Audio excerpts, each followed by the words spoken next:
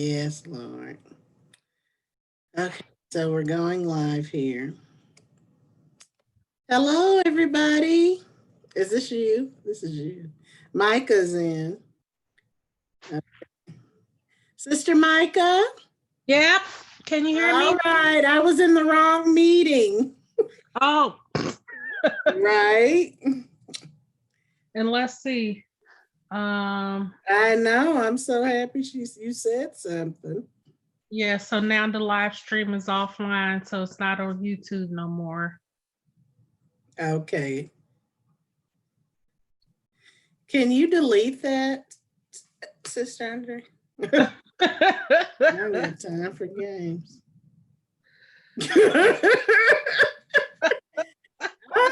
Okay, so people are coming in now. I think we're set.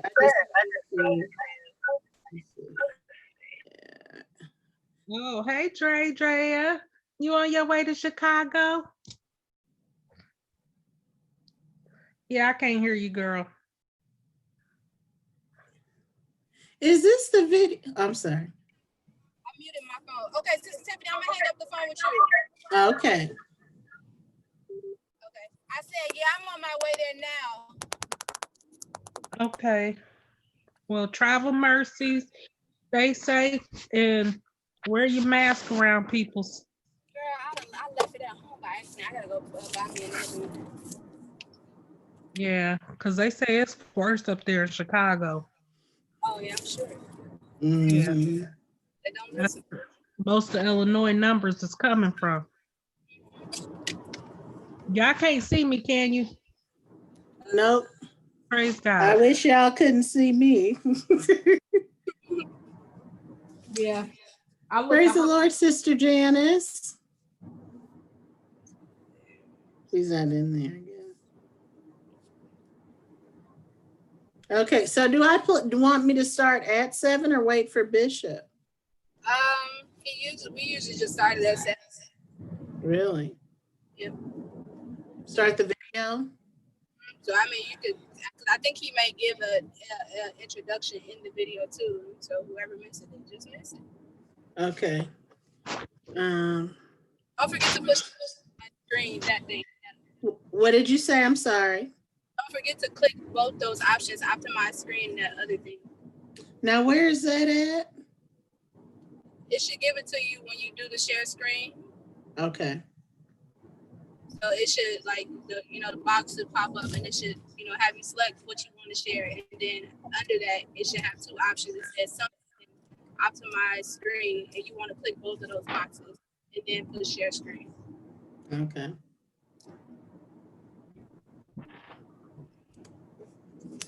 Okay. Looks like we have 6 people on, and that's inclusive of us.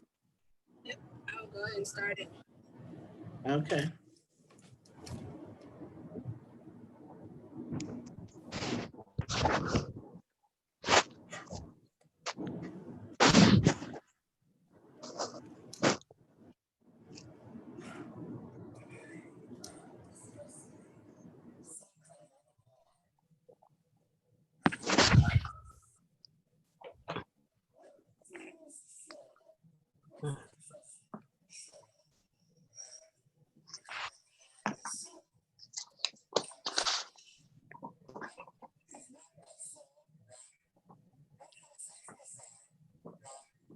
Turn up the volume.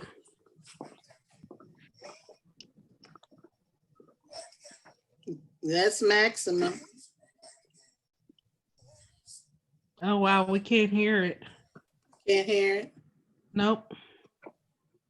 Turn up the volume on your computer. Down in the lower, yeah. Okay, let's see. Can you hear that? A little bit better. Okay. Let's see. She said click something. Andrea, Sister Andrea?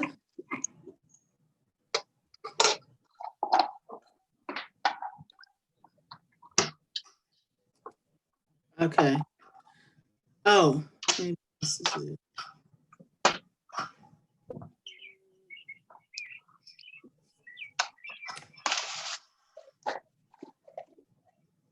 Share computer sound. Okay. Today, I will discuss the soon coming of the Lord. I will discuss what things. Is that better?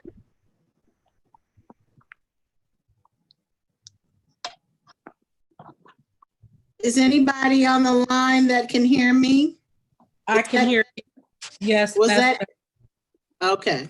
show, what scriptures show that the coming of the Lord is soon. I will show what is meant by soon, that we can safely say that soon in this particular perspective means near, like in days or like in years, like in current history.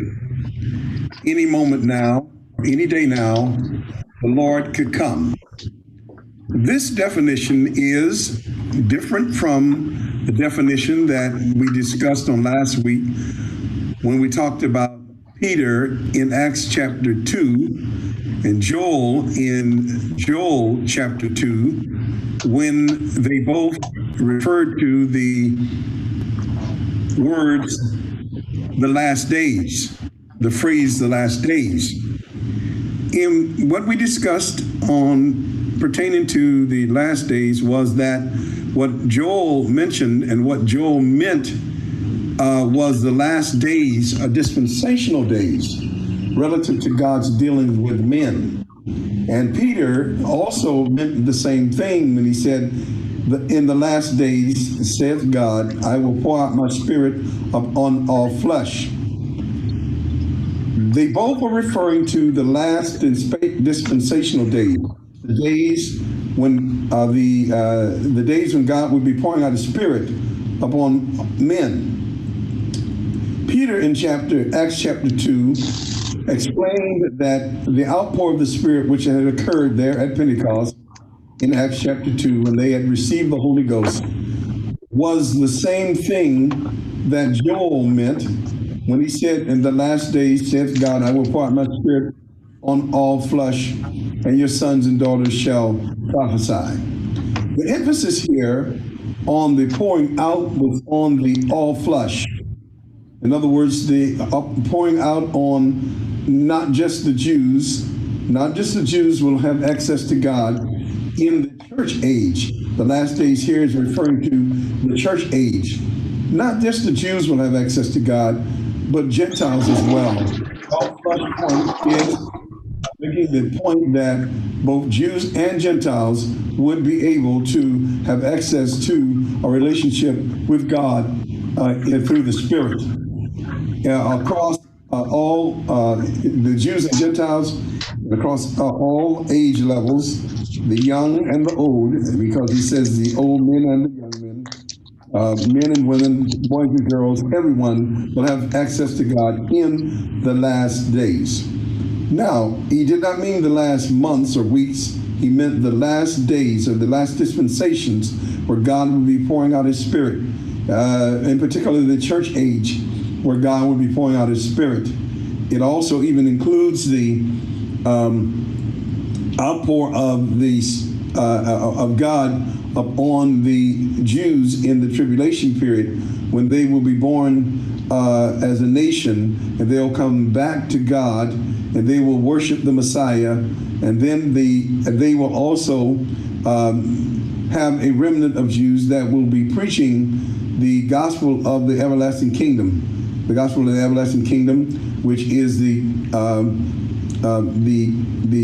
millennial kingdom, the coming of the millennial kingdom, which had been preached by all of the prophets, and which is the greatest hope of the Jews this side of heaven, is to go into the millennial kingdom. But there will be a set of Jews that will be preaching the gospel of the millennial, and they will be 144,000 who will be the first ones who will be endowed with that gospel, and they will go out and preach that gospel to all of the world, even the Gentiles. And the Gentiles that will believe will be brought in under Israel's worship of the millennial, of the Messiah in the millennial. And so then this is the description of Joel's all flesh. In other words, the all flesh in the book of Acts is the church, and Jews and Gentiles in the church age, and the all flesh in the book of Revelation, or in according to Joel's prophecy, will be Jews and Gentiles having an experience with God in the tribulation period leading up to the millennial. So the all flesh has to do with God reaching out to Jews and Gentiles in the last days. Now, with that definition of the last days will last about 2,000 years or more from Pentecost, which was AD 33, up until now, up until the rapture, which would happen somewhere around AD 2000 and somewhere where it will include about 2,000 years. So that's what that last days is about. It is about the 2,000 plus year period since Pentecost leading up to the tribulation period. So that's the definition of those last days. But as I promised, I would discuss with you why we think that. Today, I will discuss the soon coming of the Lord.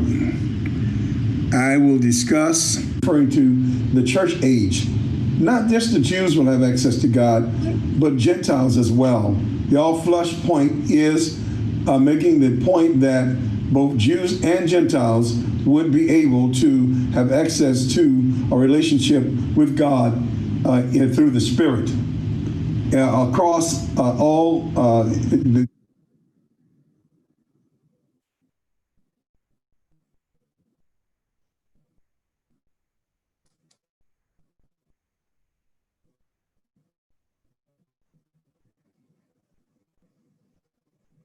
Okay. Looks like we're having technical difficulties here.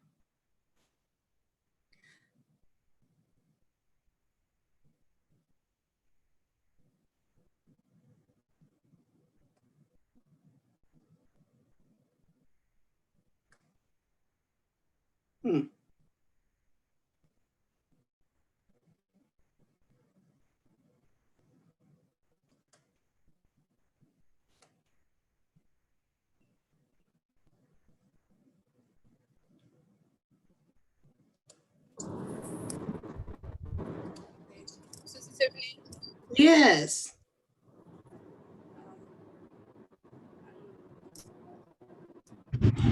Now, further for our study of the last of the last days and why we can reasonably say that we're living in the last of the last days, I'm going to use three things. I'm going to use the evil of the world that we live in that is exactly the same as it was at the time of prior judgments. For example, the judgment of Sodom and Gomorrah, the judgment at the Tower of Babel, the judgment in Noah's day, the judgment during the time of Lot and Abraham of Sodom and Gomorrah. If we see the same conditions that were in those worlds in our world, then this is an indication that God is getting ready to judge the world. So I'm going to have David to read for you from my book on the last days, identifying the last days. And so we'll do that part of the study at this time. So you listen in as you read. This is also on the study guide that should be downloaded that you can refer to after this class. We will have this on the study guide. It's on the study guide. When we say the last days, we in short mean the church age, the time of Gentile salvation, the time of the outpouring of the Spirit, the time of the harvest and the time of the long suffering of God when he wants all to be saved. It is the last dispensation of grace. Its time and tenure is from Pentecost until the complete harvest of Gentile souls have been brought in. As of now, it has been about 20 years. It will be completed at the end of the age. If we estimate the coming of the Lord is near, like in months or years, then we call this the last of the last days. Therefore, to estimate the end, which is the last of the last days, we can use the conditions of the examples of the closings of other ages and dispensations, noting the pattern of things and the conditions that identify the last days of a dispensation. It is when wickedness runs high, leading to a culminating conclusion of judgment on a dispensation, like Adam driven out of the garden, Noah's world destroyed in the flood, the world scattered from the Tower of Babel, Sodom and Gomorrah and all of its citizens were destroyed, and the conditions that will be in the end of the tribulation period that will cause the Lord's judgment of the wicked. We use the sinful conditions common in all of these dispensational closings to estimate the nearness of the beginning of the comings of the Lord, i.e. the rapture, the second coming, and the end. The common swell of evil seen in these dispensations that brought on the close of those dispensations in judgment is now prevalent, and the same that it was in those cases is in our world today. This is an indication that the Lord is coming. The church should rejoice in the fact that he's coming, and that the church should be heavily involved in the evangelism of the lost so that we can be a part of the ingathering of the harvest. The longer the time, the more the souls. The more we are to be preparing to be conformed into his image. It is apparent from the evil that is in the world that he is near. But we must work to save the lost with the remaining time. We are to pray for our unsaved loved ones so that they will come in. From all prophesy, from seeing all of the ungodly conditions that are in our world that match those same conditions which were at the Tower of Babel, in Sodom and Gomorrah, and that were in the world just before the flood, we can safely say that the coming is near and we are living in the last of the last days. Based on the divine calendar of the history of man on the earth and God's dealings with man, nearly everything has been completed which was to happen before the rapture takes place. The rapture is the next thing on God's agenda. With all of this and the Holy Ghost confirming it, we can preach with reasonable assurance that the Lord is coming soon, because we are living in the very last days of human history, just before the millennial.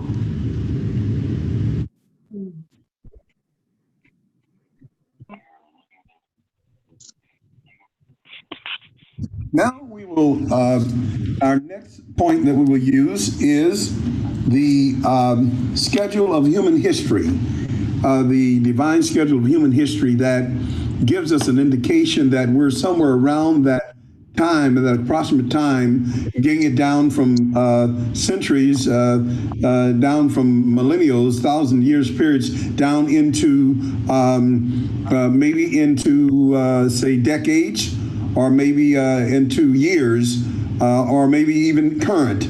But we want to share with you what I have on bullet point 13 in the book on the last days, where we're identifying the last days. Bullet point 13 is that we can use also the calculation of the ages, the history, the God's plan for the history of man, the 7,000 years, as also another means of finding that we're somewhere around about there. All right, so I'm going to share with you what I've written in the book, the study of the 7 creative days, which was taught by Clarence Larkin and G.T. Haywood and a lot of us. And we can give you more details on where this information is found. But for this class, I'm going to introduce this to you so that you you can see how we also use the calendar of the years to predict the nearness of the coming of the Lord. So David will read again for us. Take notes and listen carefully, because you might want to take the test on this and receive that college credit. In our calculation of the nearness of the coming of the Lord, we may refer to the 7-day doctrine which was discussed by Haywood and Larkin, which says there is 7,000 years of human history to be fulfilled in the plan of God, as is laid out in the scriptures. This is not about the age of the earth, but the history of man on the earth and God's dealings with man. In this doctrine there are 7 days where each day is 1,000 years. From Adam to the second coming of Christ accounts for 6,000 years, with one more 1,000-year period to go. That final 1,000 years will be the millennial. The first 6 1,000-year periods are coupled by twos as follows: from Adam to the Tower of Babel 2,000 years, from Abraham to Pentecost 2,000 years, from Pentecost to the second coming of Christ 2,000 years, followed by the millennial, which is 1,000 years. All of the days 1,000 year will total 7,000 years of human history. Pentecost was in the year AD 33 or 34. That means that 2,000 years from then is the year 2033. If we allow for a margin of error of 10 years plus or minus, then according to this doctrine the rapture is near by a few years. If this doctrine is nearly correct, that puts us in the last of the last days, with the church ages being in the last days. The last days mentioned by Peter and Joel seems to be about 2007 years. If the rapture took place this year 2020, take the number 2020, add 7 for the tribulation period 2020 to 7 years equals the year 2027 as the day of the Lord's second coming of Christ. Based on these figures, we are 6 to 16 years off from the completion of the 2,000-year period of the 6th day of man. Due to variances in calendars, we may be nearer or further depending on the calculations. No man knows the exact day and time when the rapture will take place, but we can know the season and the approximate time and era of the Lord's return.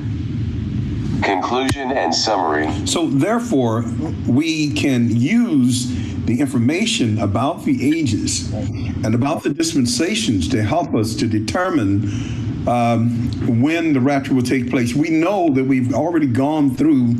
Now, I was talking about the days, the creative days, but there's a difference between the creative days and the actual dispensations. There are 7 dispensations, and we are actually on the end of the 6th one.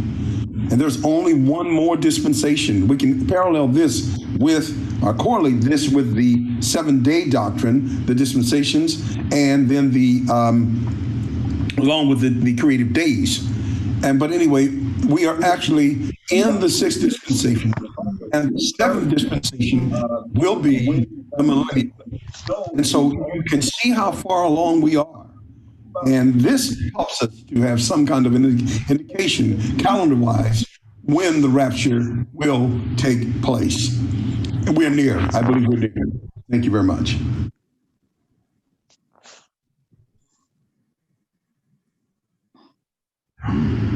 The next thing I will discuss in determining the timing of the rapture is watching Israel. Even though Israel will not be in the rapture, and even though we will not go through the tribulation period, all the things that happen during the tribulation period will happen within 7 years after the rapture taking place. So therefore, what we need to do is we need to look at how the world is forming and how things are progressing along, getting set up for those things that will happen in the tribulation period. House mode on. For example, we will we are getting ready for the tribulation period. The world is getting ready for the tribulation period by getting ready for the massive deaths of people in the tribulation period, when nearly 3 to 4 billion people will be killed during the tribulation period. That means that there will be millions of people killed on a daily basis. This can be incapacitated by a nuclear war. There's enough nuclear arsenal in the world to blow the world up 7 times. So we check that off as if to say, yes, that can happen. So the tribulation period must be near, because everything is ready. When we look at the Israel going back to the promised land, and when we see the motivation of Zionism, and when we see them getting ready and wanting to rebuild the temple so that the temple will be there for the man of sin to stand inside the temple, when we see that, then we know then it is near. Then we see the hatred of the Jews all over the world. We see that the potential for a world annihilation, or an attempted annihilation of all of the Jews, extermination of the Jews, is possible because it's in the air. When you watch the Arabs and see how they desire and they really have a passion to wipe Israel off of the face of the earth, and when you read about all of these statements against the Jews, then those things let you know that things are getting set up, and the rapture could take place at any time, because all of this stuff has to be done within 7 years after the rapture takes place. So watching Israel is another strategy for calculating the nearness of the times.